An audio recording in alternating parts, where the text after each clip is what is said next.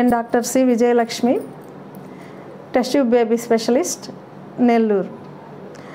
నేను నా ఫ్రెండ్స్ కలిసి సంతానలేమి గురించి తెలుగులో సామాన్య ప్రజలకి సులభంగా అర్థమయ్యే రీతిలో కొన్ని వీడియోలు చేయదలిచామండి.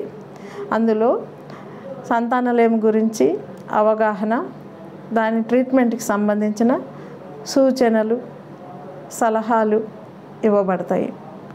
నమస్తే friends, welcome to doctor C Vijayalakshmi fertility clinic YouTube channel. ఈ వీడియోలో మనం స్పర్మ్ అనాలిసిస్ అంటే సిమెంట్ టెస్టింగ్ చేసి చూస్తాం అన్నమాట ల్యాబొరేటరీలో. జనరల్గా ఇన్ఫర్టైల్ కపుల్ అనమాట, పిల్లలు పుట్టినోళ్ళు వచ్చినప్పుడు ఫస్ట్ రిప్రొడక్టివ్ హిస్టరీ తీసుకోవాలి. ఒక పిల్లలు పుట్టి తర్వాత పుట్టట్లేదా, అసలు ఫస్ట్ నుంచే పుట్టట్లేదా, లేదా అబార్షన్స్ అయిపోతున్నాయా అని. ఆ తర్వాత హస్బెండ్ సీమెన్ శాంపుల్ ల్యాబొరేటరీలో టెస్ట్ చేయాలన్నమాట. ఇది బేసిక్ అనమాట, వస్తానే చేసేది. ఈ రెండు నార్మల్గా ఉన్నాయనుకో మైనర్ ప్రాబ్లం కింద వచ్చేస్తాం, ఈజీగా ట్రీట్ చేసుకోవచ్చు. ఇవి రెండింటిలో ప్రాబ్లం వచ్చిందనుకోండి, దాన్ని డీటెయిల్గా టెస్ట్ చేయాలన్నమాట. ఇంకా ఎక్కువ టెస్టింగ్లు, హార్మోన్లు, స్కానింగ్లు అన్నీ చేస్తారు. ఇంకా హాస్పిటల్కి వెళ్ళినప్పుడు వాళ్ళు సీమెన్ శాంపుల్ ఎన్ని రోజుల తర్వాత ఇవ్వాలి, ఎంత టైం లోపల తెచ్చి ఇవ్వాలి, లేదా హాస్పిటల్లోనే సీమెన్ శాంపుల్ అన్నీ చెప్తారు. అవన్నీ మనం డీటెయిల్గా పోనవసరం లేదు. మనం చూడాల్సింది సీమెను ల్యాబొరేటరీలో ఇచ్చినప్పుడు రిపోర్ట్ ఏ విధంగా ఇస్తారు.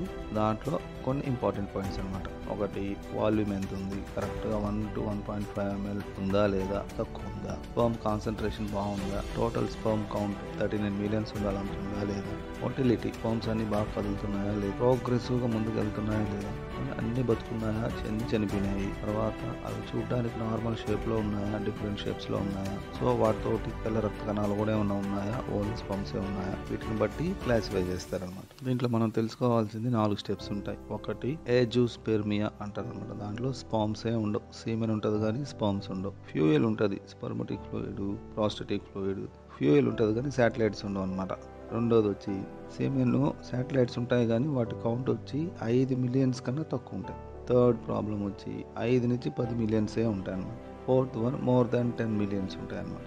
30 millions మధ్యలో ఉంటాయి. అజోస్పర్మియా అంటే ఒక్క స్పర్మ్ కూడా ఉండదు కాబట్టి వీళ్ళకి న్యాచురల్గా ఫెర్టిలైజేషన్ ఎట్టి పరిస్థితుల్లో అవ్వదు. ఓకే, వాళ్ళు వేరే మెథడ్స్ చూసుకోవాలి, డోనర్ అయ్యో కానీ వేరేవి. తర్వాత వచ్చి 5 millions లోపల ఉంటాయి, వాళ్ళకి ఏంటంటే కొంచెం హార్మోన్స్, జెనెటిక్ రెండు ప్రాబ్లమ్స్ ఉంటాయి. కొంచెం పెద్ద ప్రాబ్లం అనమాట ఇది. అదే ట్రీట్మెంట్ చేసుకోవచ్చు. ఒక్క స్పర్మ్ ఉన్నా కూడా ఇక్స్వి ద్వారా వాళ్ళ జెనెటిక్ మెటీరియల్ ఉన్న పిల్లల్ని కనొచ్చు అనమాట. ఒక్క స్పర్మ్ మంచిది ఉన్నా. సో ఇక 5 millions ఉన్నాయంటే వాటిల్లో కొన్ని మంచిగా ఉంటాయి, చాలా వరకు బాగుండవు. అందుకని ట్రీట్మెంట్ కంపల్సరీ అవసరం. థర్డ్లో వచ్చే లోపల 5 నుంచి 10 millions అనమాట. ఇవి జెనెటిక్ ఉండవు కానీ జస్ట్ హార్మోనల్ లేదా ఆక్యుపేషనల్ ప్రాబ్లమ్స్ ఇట్లాంటివి ఉంటాయి అనమాట. ఫోర్త్ వన్ వచ్చి 10 million, more than 10 millions, 39 millions లోపల ఉండే వాళ్ళలో ఏంటంటే జస్ట్ ఏదో చిన్న చిన్న ప్రాబ్లమ్స్ లేదా స్పర్మ్ ఫంక్షన్ టెస్ట్లు, చిన్న చిన్న ట్రీట్మెంట్ పెడితే కూడా ట్రీట్మెంట్ అయిపోతుంటుంది. ఈ వీడియోలో చూస్తున్నట్టు మనం స్పర్మ్ బొమ్మ అనమాట. ఇది దానికి హెడ్, దానికి నెక్, దానికి టైల్ ఉంటాయి అనమాట. వీటిలో ఏది ప్రాబ్లం ఉన్నా కూడా అవి ఎగ్ చేరలో చేరినా ఫెర్టిలైజ్ అయినా అబార్షన్స్ అయిపోతుంటాయి అనమాట. ఏ స్పర్మియా అనమాట, ఆబ్సెన్స్ ఆఫ్ సిమెన్, అసలు సిమెన్ ఏ ఉండదు అనమాట. ఇజాకులేట్ అవర్ ఇల్లు. రెండోది, absence of sperms in the ejaculate, ఇందులో ఓన్లీ ఫ్యూయల్ ఉంటుంది కానీ స్పర్మ్స్ ఉండవు. ఇది ఏజోస్పెర్మియా అనుకున్నాము. తర్వాత వచ్చి లో semen volume, less than 1 ml semen collect అయిందనుకోండి, అప్పుడు దాన్ని హైపోస్పెర్మియా అంటారు. ఇంకోటి వచ్చి less than 15 millions per ml sperm count ఉంది కదా, ఆలిగోస్పెర్మియా అంటారు. కొన్ని స్పర్మ్స్ ఉన్నాయి, కొన్ని లేవని అనమాట.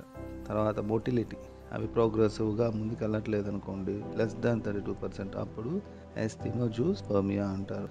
అట్లాగే లెస్ దాన్ 4% మార్ఫాలజికల్గా నార్మల్ స్పర్మటోజోవా ఉందనుకోండి, లెస్ దాన్ 4%, అప్పుడు దాన్ని టెరటోజూస్పెర్మియా అంటారు. అట్లాగే సీమెన్లో స్పర్మ్స్ ఉంటాయి కానీ అన్నీ చనిపోయి ఉంటాయి, అలాంటప్పుడు దాన్ని నెక్రోజూస్పెర్మియా అంటారు.